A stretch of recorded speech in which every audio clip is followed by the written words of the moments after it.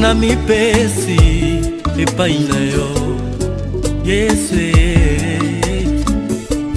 Bonjour, bonsoir na Batunyo Sobazolanda biso sur télé24live.com.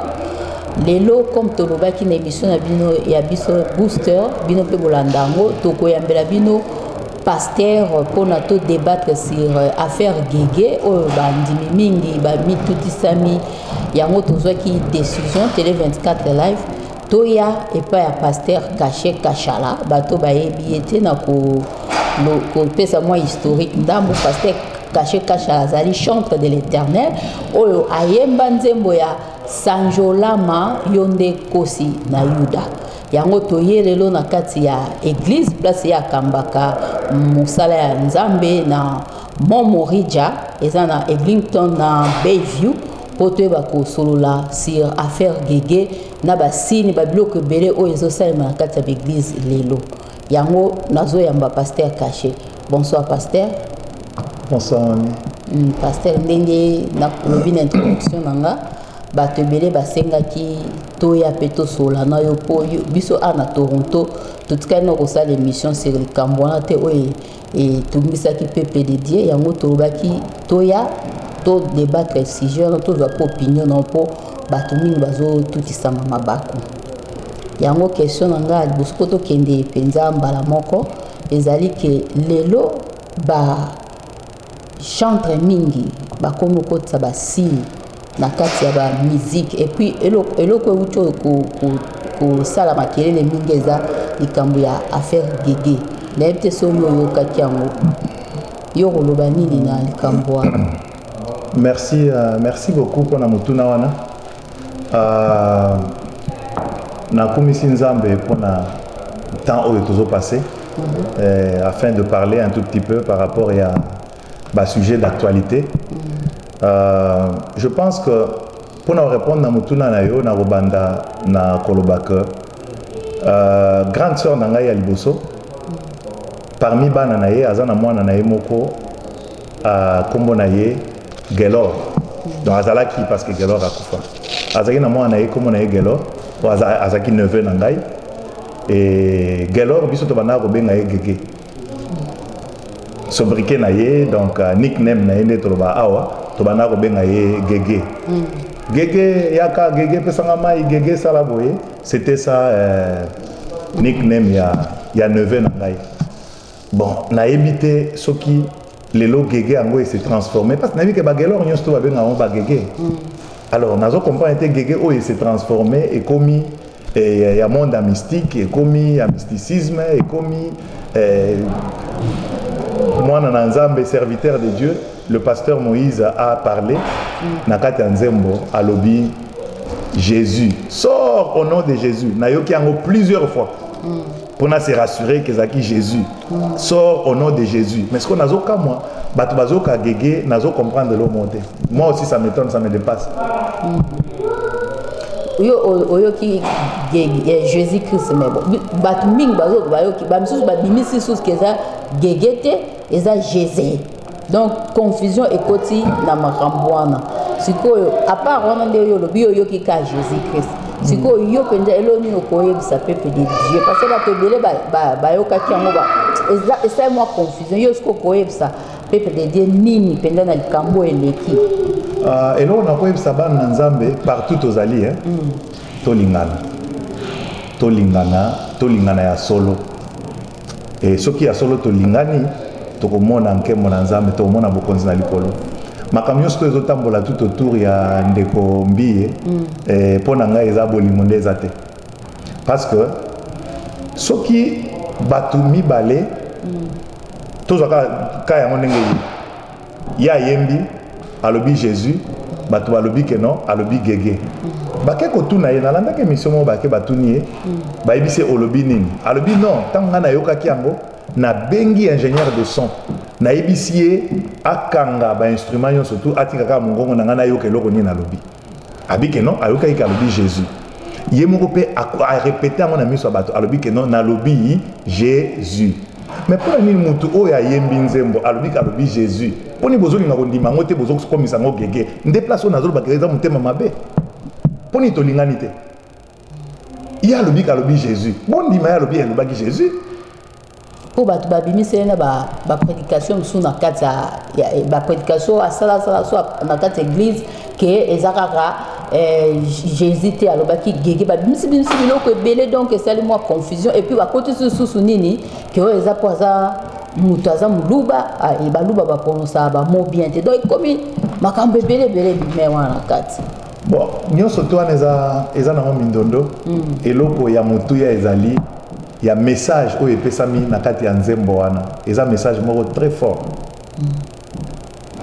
message oyo epesami na nzembo yango nde biso fo et attirer attention na biso mais mpona nini tozokende kolanda bafutilité alors ye moko mpe alobi ke non alobi Jésus mais mpona nini tolingani te nyonso tu mpo ndeko atomwami to nini parce que na comprendre le message de Tolanda maintenant assister à la prédication à olobi que en dehors de il n'y a pas un autre nom qui est élevé en dehors du nom de Jésus-Christ pour prédication on a landi awa ezaku ba réponse nyo sur la question na ya kinango siko na à part pasteur Nabiso Moïse Mbi ba signe siko o batu bazosana ba nzembo ya makambo nzambe ba signe ebele ba laksi biso ba signe ba kumosa ba signe mwana chango kutezate keza ba signe ya bato illuminati siko yo en tant que homme de Dieu okolo banini parce que bino botala pe ba biloko wana so ba misusu bazo limisa yo okolo banini pona peuple de Dieu o ba bongisi ba tutisa mitema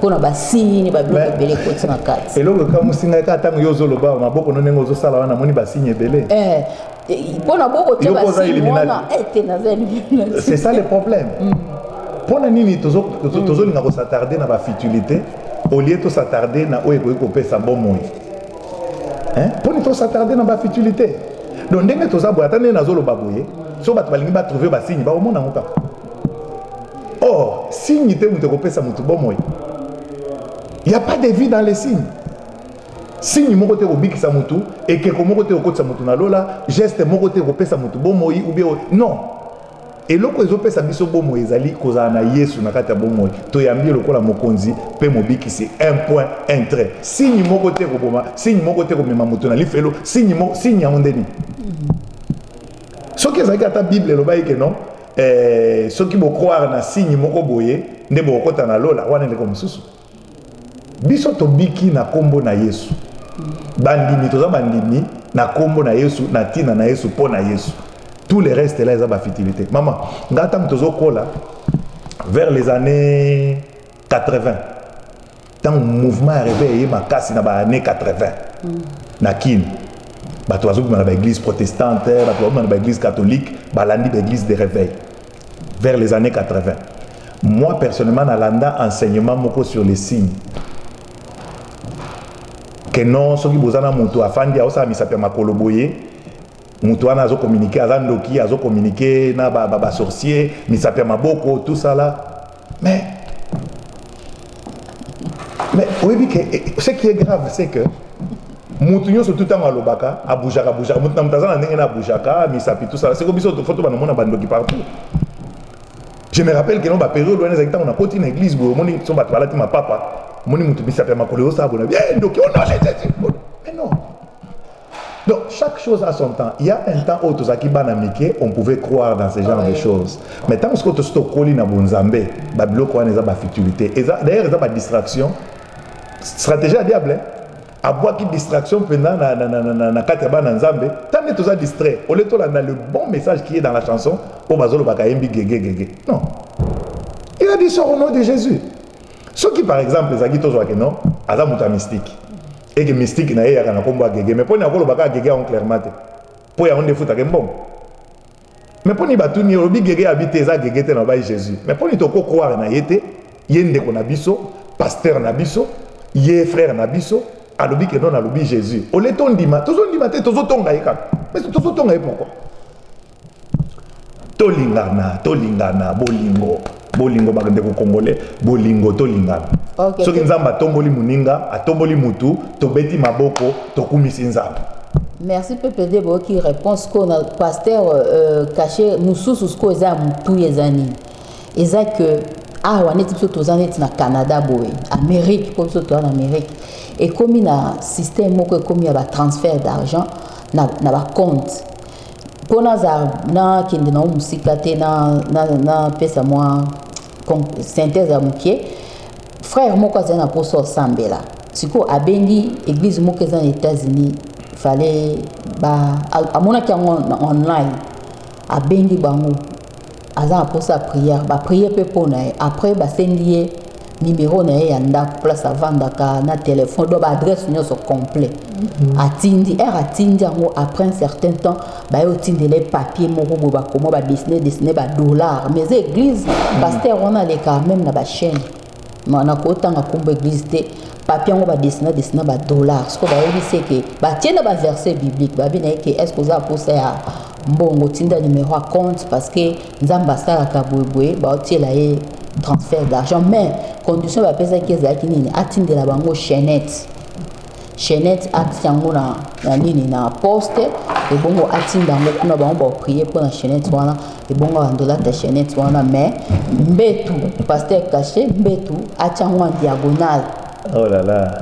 Suko frère wana era tali abi oh ko ba condition bonga benga ka pona basambelela nga aza problème malade mais ce que kobi ba singa nga ba chaînette frère wana akati comptable azo benga bango souste mais ba message ba enveloppe bani bazo tindela ba bike ba otiela mbongo ata $30,000 zango transfert d'argent que ça les madone nzamba otinda bon est-ce que makambo wana pasteur caché exact normal que ça sorcellerie frère wana d'abord azui parce que kolanda landa ba malanda soki nini ba malanda ngulu ba malanda ngulu ko bilanda landa papa mama makambo nzambe za simple makambo nzambe za yesu yo kaka eza ni na mafuta eza ni na ba imposition de main eza ni na soki ne te ondimi kaka yesu yo sambeli yesu akosala bon pona nini faut benga mutu est-ce que biso batozali awa nguye eza te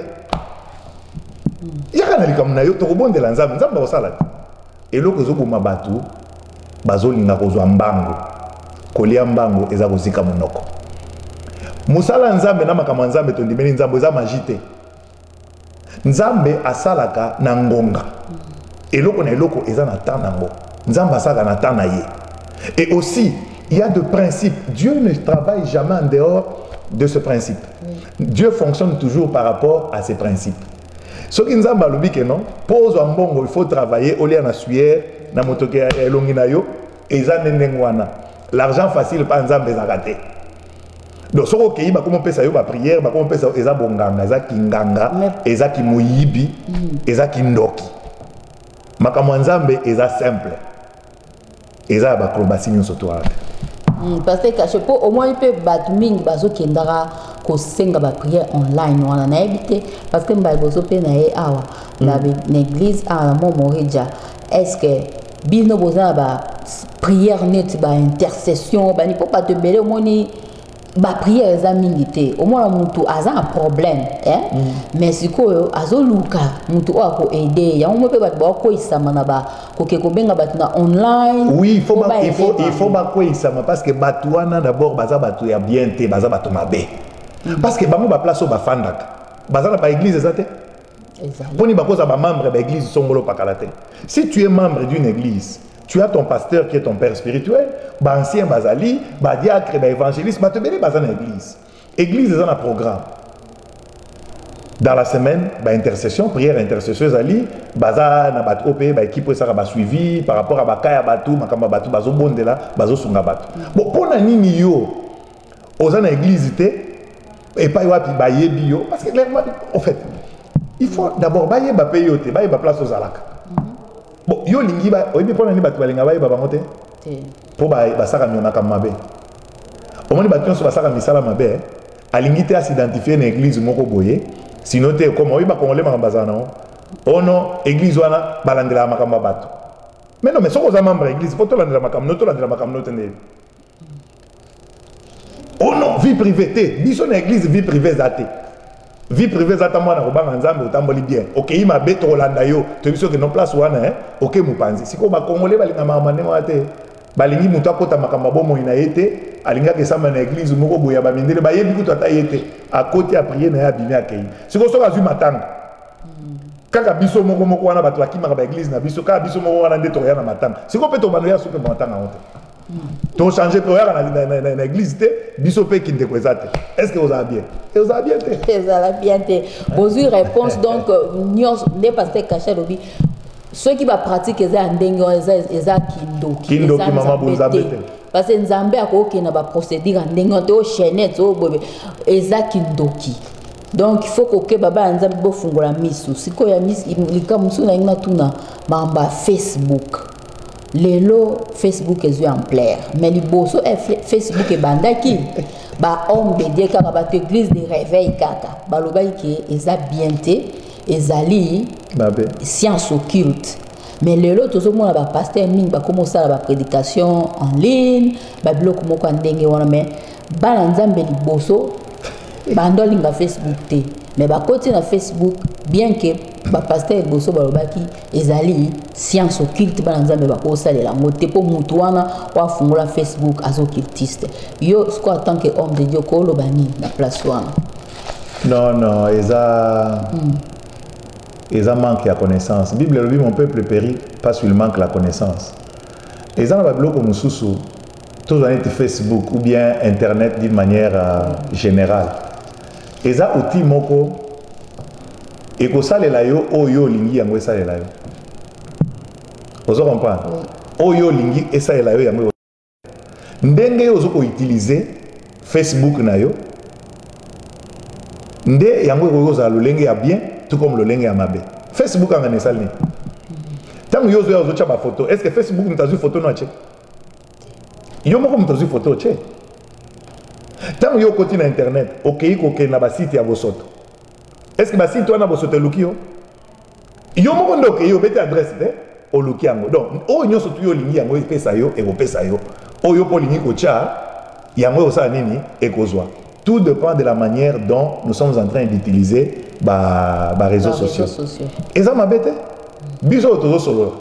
Et on les capable. Les réseaux sociaux. Sur le bima ramba bien. Batu ba olandango. O lobi ya mabe. Batu ba olandango. Mais c'est quoi yo? Problème ya batu.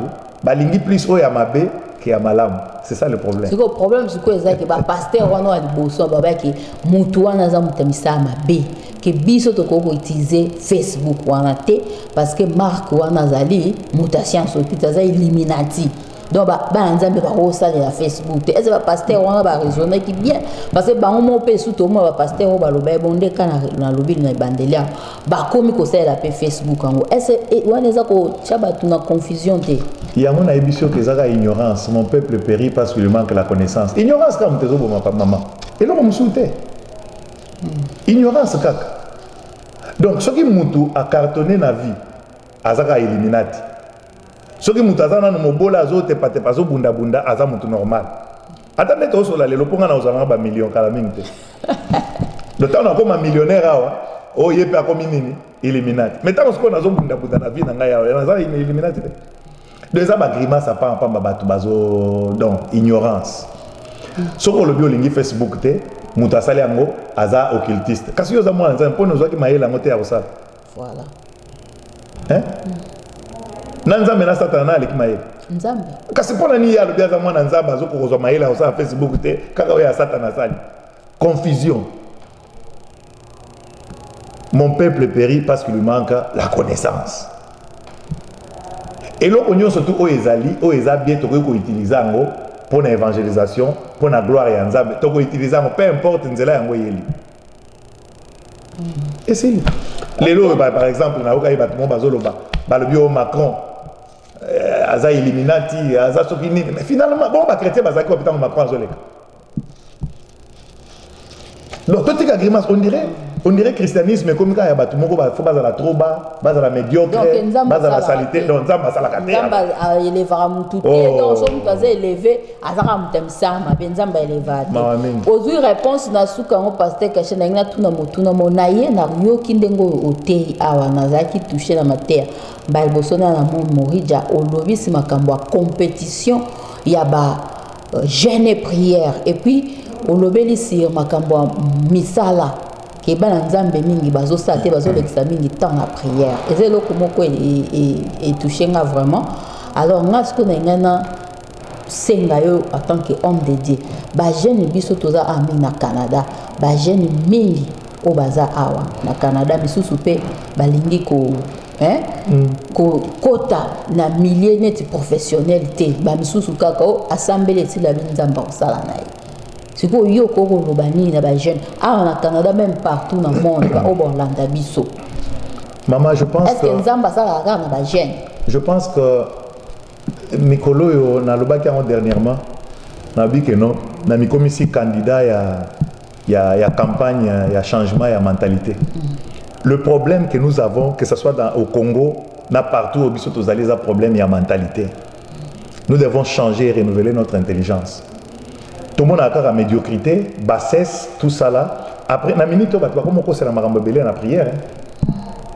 Quand on est au loba oui, à salle prière, il y a 7 jours, Moussou a 14, au Kuna 21, bateau 40, bateau 120, bateau il y a 500 jours, il y a prière. Il y a 100 jours. Le problème, c'est que beaucoup ça, on a 1000 jours. Mais, Bozoui, et beaucoup a l'écoloté qui tire la prière parce qu'on a la prière, au bimi la prière à 100 jours, comme millionnaire. Et beaucoup à la jamais vous allez. Au côté qui prière, ou bien au salaire, au bimi boye, au commis patron, au côté, ils allaient.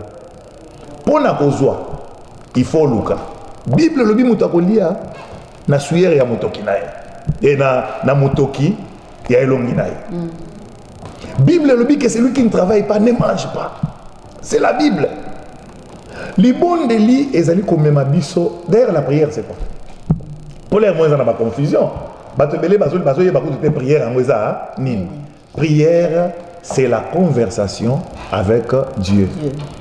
Dans la prière, nous parlons avec Dieu. Dieu est notre Père, n'est-ce pas? Aza papa na biso. Bo yoza sko papa na oto zaneti papa no na musunu. Yoza mwana na ngai oye. To bani masolo 2 jours, 3 jours, 4 jours. Atanga mon papa na loba teke pa maman. Kende musala. Oh loba. Na loba. Bon sko oyo eza bazo nzambe aza papa ndenge ni. Ye moko nzambe il a travaillé pendant 6 jours, 7e jour à peine. Asa fainéant et il n'aime pas les fainéants. Les problèmes oyo pour ma bande ko na biso lelo oyo bazo comme battre qui ça derrière prière. Eza lukuta baza ba fainéant. Osambeli nzamba pe sur force, pe sur makasi bima kende ko luka. En dehors de ça, ba bola kaka, bobola na bobola. Bobola na bobola. Oh, pour na ko bima ki bobola, nous devons travailler. Nous devons arrêter avec Bablo Papa oh non, même à ta Bablo comme sous oh non, pesa boye, okozwa boye. Nous devons arrêter comme ça la bajewan.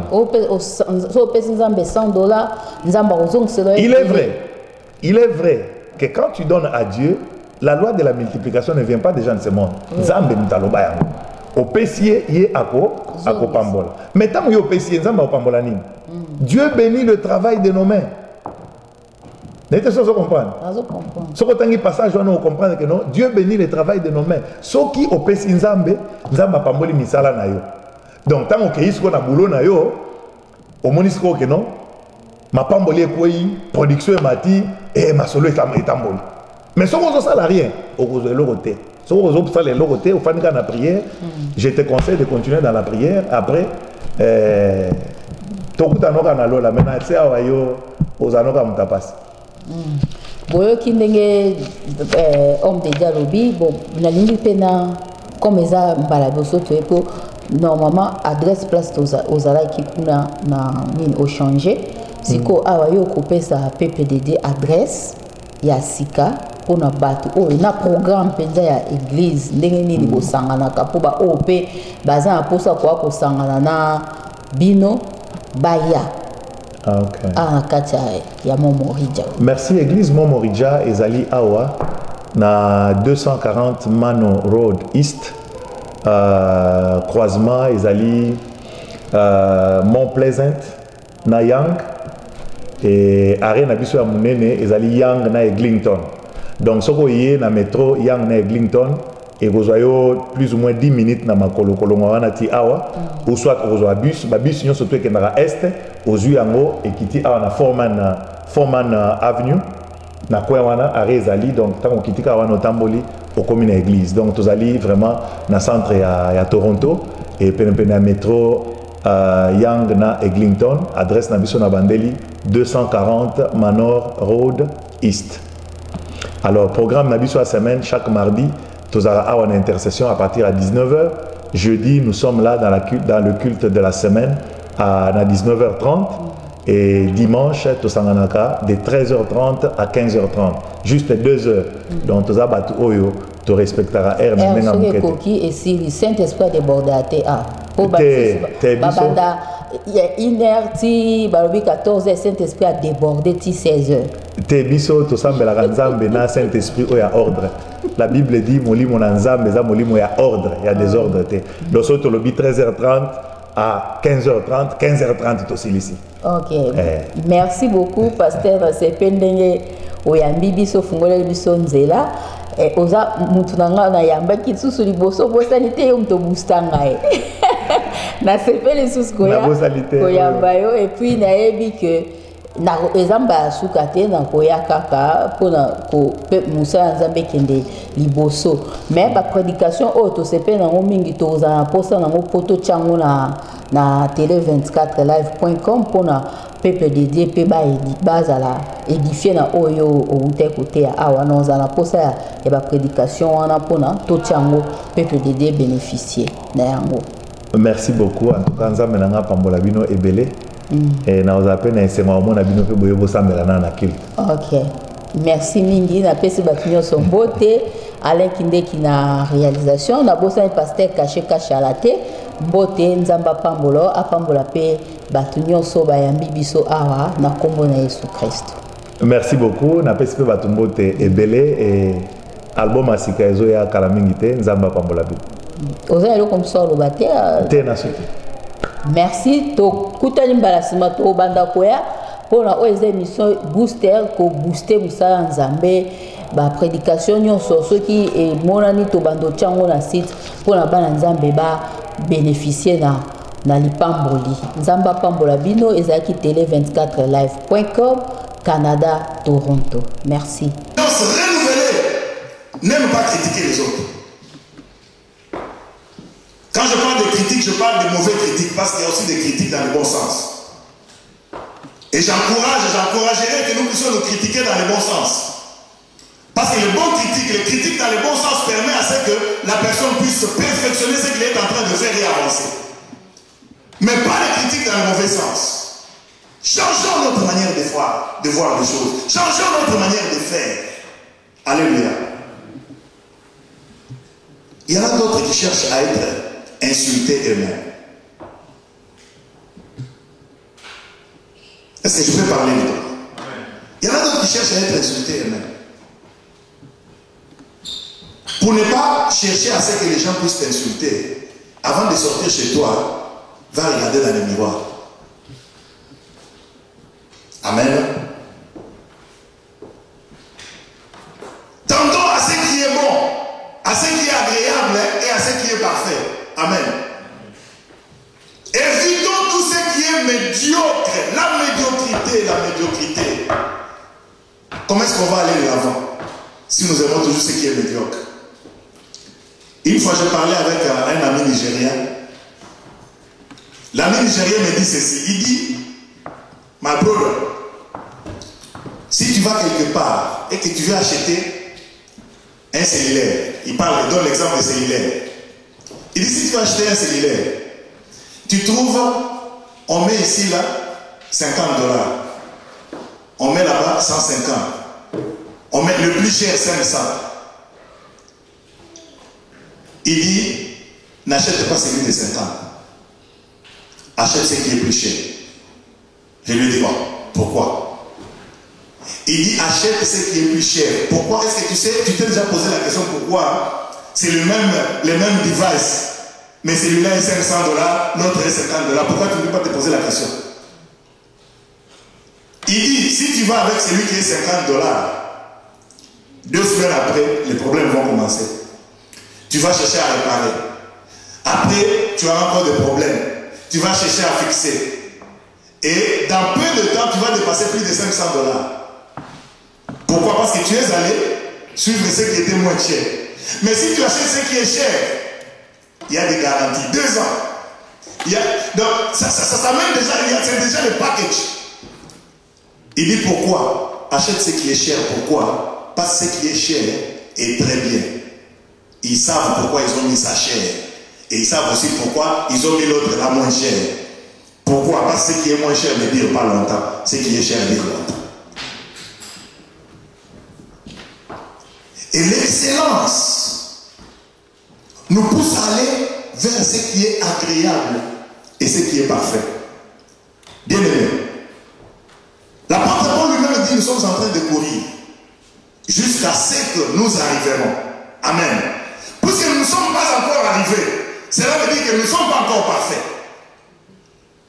Nous courons tous, nous ne sommes pas encore parfaits, mais nous tendons vers ce qui est parfait. Mais maintenant, en courant, nous avançons, nous tombons, nous ne restons pas par terre, mais nous nous relevons, nous continuons la course jusqu'à ce que nous allons toucher ce qui est parfait. Dans la vie, c'est comme une personne qui est en train de courir. C'est quoi les objectifs que tu as dans ta vie? Si tu as des objectifs à atteindre, commence à travailler par rapport aux objectifs que tu as. Mais tu ne peux jamais aller ou soit palper ce qui est agréable pour tendre vers ce qui est parfait si tu ne fais rien. Alléluia. Et tout cela, ça demande le renouvellement de l'intelligence. L'intelligence, tu en as, mais il faut renouveler cette intelligence. Commence à regarder ceux qui réussissent. Pourquoi ils réussissent? Qu'est-ce qu'ils ont fait? L'église aujourd'hui est en train d'endormir les gens. Appelant les gens à la prière chaque jour. Oubliant que la prière ne va pas tout résoudre. Amen. Des fois c'est difficile quand on dit certaines choses, c'est difficile que les gens disent Amen. La prière ne résout pas tout. La prière c'est une étape. Mais l'action c'est une autre. Mais si toi tu restes seulement dans la prière, tu veux devenir millionnaire, tu ne deviendras jamais. Pourquoi? Je vais défier tout le monde pour me donner l'exemple de ceux-là qui sont restés seulement dans la prière et sont devenus millionnaires. Il n'y en a pas. Dieu ne peut jamais aller à l'encontre de sa propre parole. La Bible dit, celui qui ne travaille pas ne mange pas. C'est la Bible qui le dit. Or, l'évangile d'aujourd'hui demande aux gens de rester seulement à l'église en train de prier et de ne pas travailler. Voilà pourquoi la pauvreté est en train de se multiplier chez nous. La pauvreté continue à battre record chez nous. Et cela ne se terminera jamais jusqu'à ce qu'il y aura des prédicateurs qui vont commencer à dire aux gens, levez-vous, sortez dehors, allez chercher du travail, allez créer des emplois, allez faire le bilanga, allez faire des choses qui vont vous permettre de gagner la vie et de devenir très fort. Tu vas dans la prière, tu pries, Dieu te donne la force, Dieu te donne l'intelligence et les aptitudes de faire les choses. Mais ne reste pas là-bas, sors maintenant, va faire le travail. Lui-même, Dieu a travaillé et il s'est reposé qu'un seul jour. Amen. C'est la Bible. Dieu s'est reposé qu'un seul jour. Mais maintenant, l'Église est en train de désorienter les gens. En train de faire des compétitions de jeûne et prière. Tu fais les jeûnes et prières de 14 jours. L'autre dit non, pas ça, moi c'est 21. L'autre dit non, moi c'est 40. L'autre l'a dit non, moi 80. L'autre viendra au moins 120. Il n'y a pas de problème. Fais le jeûne de prière même de 500 jours, mais sors de la prière, va travailler. Sors de la prière avec une intelligence renouvelée. Mais si tu sors de la prière, pareil. L'intelligence n'est pas renouvelée. Tu restes toujours dans la paresse, tu mourras pauvre. Et on te retrouvera dans le royaume des cieux. Alléluia. On te retrouvera dans le royaume des cieux. Nous devons être des chrétiens équilibrés. Nous devons être des chrétiens nés de nouveau, transformés, ayant l'intelligence renouvelée, faisant chacun selon son appel. Alléluia. Il y en a que Dieu a appelé pour l'évangélisation, pour l'évangile. Ils travaillent dans l'évangile. Il y en a que Dieu a appelé pour travailler dans tel ou tel autre domaine. Il y a plusieurs domaines. Nous devons travailler. Même dans l'évangile. Il faut travailler. Alléluia. Celui qui ne travaille pas ne verra pas de résultats. Soyons transformés. Ayons l'intelligence renouvelée et changeons le monde qui nous entoure. Amen. Changeons le monde qui nous entoure. Parlons aux oreilles de ceux de notre communauté de sortir de la bassesse. Et détruisons tout ce qui est bas, tout ce qui est médiocre. Totez les mélaires, mon frère. Totez les mélaires. Parce que ce qui est mauvais, c'est de voir les choses qui se font, qui ne sont pas correctes et tu ne dis rien. Non, non, mieux vaut dire. Il n'y a pas de choses soutenons-nous mutuellement. Marchons par la foi et avec Jésus. Ayons l'intelligence renouvelée et nous changerons ce monde. Amen. Que Dieu bénisse sa parole.